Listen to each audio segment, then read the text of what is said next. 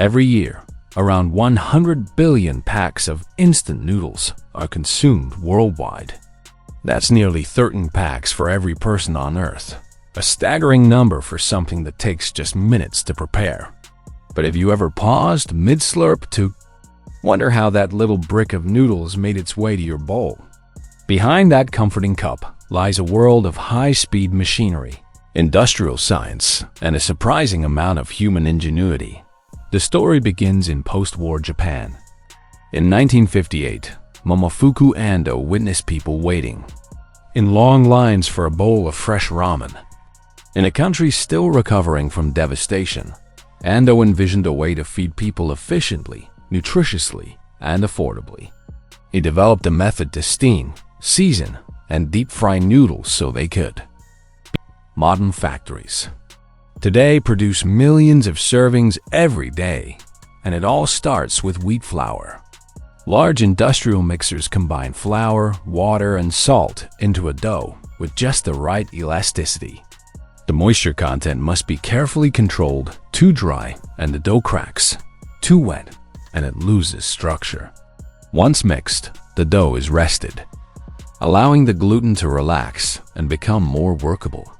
Then it's rolled through massive steel rollers that flatten it from a thick mass to an ultra-thin sheet. This rolling doesn't just determine thickness, it activates the gluten and creates the chewy, elastic texture that defines a good noodle. Next, the sheet of dough is sent to cutting machines, where sharp, rotating blades slice it into strands of precise width and length. These noodles can vary: thin for ramen, thick for udon, or wavy for specific regional varieties. After cutting, the noodles are separated and carefully arranged on trays or conveyor belts. However, they're still too soft and sticky for packaging, so they undergo a transformation: steam cooking followed by flash frying. Steaming partially cooks the noodles and improves flavor, while frying removes moisture and gives them their familiar porous texture. That texture is key. It allows the noodles to be revived quickly with hot water later. Some health-conscious brands opt for air drying instead of frying, but the majority of instant noodles are still deep-fried for efficiency and shelf stability. After frying, the noodles are quickly cooled to halt cooking and maintain their structure. Then they're dried again using hot air or vacuum systems to remove any remaining moisture. At this stage, they're molded into their iconic shape: square bricks for packets or round pucks for cups. These uniform blocks are designed for easy storage, quick cooking, and convenient packaging. But noodles alone don't make a meal. The real flavor comes from the broths and seasonings included in each package. These flavorings are developed in test kitchens and inspired by culinary traditions from around the world. Japanese miso, Korean kimchi, Thai tom yum, or fusion varieties with cheese or barbecue.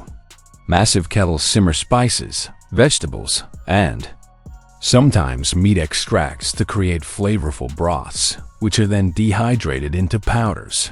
Once all components are ready, machines assemble the noodle block and flavor packets into branded wrappers or cups.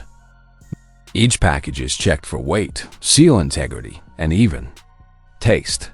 Trained tasters ensure the final product meets strict standards for flavor, texture, and aroma. Instant noodles have faced criticism over the years for high sodium content and the use of preservatives. In response, the industry has evolved. Today, many brands offer healthier versions with less salt, no trans fats, added fiber, and gluten-free options. Some even fortify their noodles with vitamins and minerals for humanitarian use in emergency.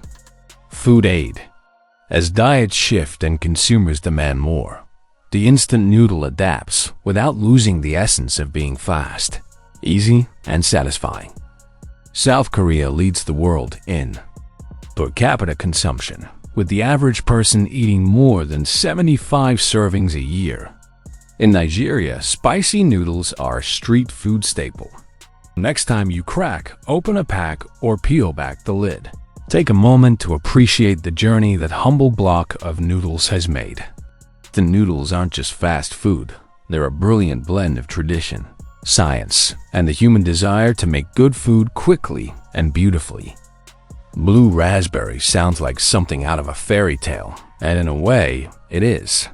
There's no such thing as a real blue raspberry in nature. You won't find it growing in a garden, sitting on grocery store shelves, or being made into jam by someone's grandma. And yet, this fictional fruit has become one of the most iconic and beloved artificial flavors in the world. It's in everything: slushies, gummies, sodas, popsicles, lip balms, even toothpaste. It all started in the 1950s and 60s, when candy makers faced a serious problem. Red flavors were too crowded. Raspberry, cherry, strawberry, and watermelon all looked identical, leaving kids confused and frustrated. So rather than change the flavor, companies changed the color. In a brilliant twist, they made raspberry blue. It was a decision born out of practicality, but executed with pure marketing genius. By the 1970s, the ICEE company popularized the flavor in frozen slushies using a synthetic dye called Brilliant Blue FCF, or Blue No. 1. The result was electric, eye-catching, and completely unforgettable. The color was so unnatural, so bold, it became instantly recognizable. Kids loved it. It stained your tongue, stood out in candy aisles, and felt like something rebellious and fun. It quickly spread to hard candies, gummies, sour belts, sodas, and anything else willing to wear its neon badge of honor. At one point, people tried to link blue raspberry to an actual fruit, Rubus leucodermis, a wild raspberry species that bears deep purple-blue berries. In professional flavor labs, experts create the blue raspberry taste using a precise mix of natural and artificial compounds. Real raspberries have hundreds of nuanced flavor molecules. The blue raspberry focuses on just a few key ones to pack a punch. Isomyl acetate adds a sweet banana-like note. Ethyl butyrate contributes juicy, tropical undertones.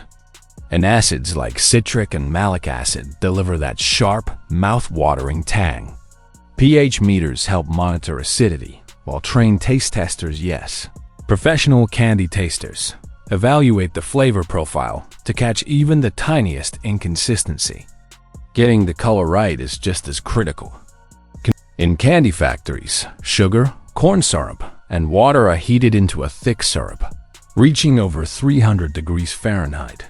The blue raspberry flavoring and dye are added, creating a uniform, bright mixture. For gummies, the mix is poured into molds. For hard candies, it's shaped, stretched, and cooled. Sour version. Slushies are made by mixing syrup with water and freezing it with rotating blades, forming those tiny ice crystals that give slushies their signature texture. Sodas use carbonated water, carefully balanced for the right fizz and flavor stability. For syrups and drink concentrates, the flavoring is blended with high fructose corn syrup or sweeteners, pasteurized for safety, cooled, and stored in airtight containers. Since blue raspberry treats often contain high sugar and moisture, they're vulnerable to bacteria or mold. That's why factories rely on sterilization, pasteurization, and airtight packaging. Candies go into foil wrappers or plastic pouches. Drinks are bottled or canned. And syrups are stored in large jugs or pouches for industrial use. Labels include ingredients, allergens, nutrition facts, batch numbers, and expiration dates. Some brands even add QR codes for transparency, sustainability info, or promotional deals. From there, the products ship to stores, gas stations, movie theaters, amusement parks, or online shops, ready for consumers to grab and enjoy. What makes blue raspberry so enduring isn't just the flavor, it's everything it represents. It's a symbol of childhood, summer, and unapologetic fun. Unlike natural fruit flavors, blue raspberry never pretended to be real. So next time you sip a slushie or chew a blue gummy bear, know that you're tasting not just a flavor, but a masterstroke of food science and marketing. Blue raspberry isn't just a flavor, it's a cultural icon. It never grew on a bush, but it grew on all of us. If you enjoy this video, make sure to like and subscribe for more updates. Share your thoughts in the comment section down below.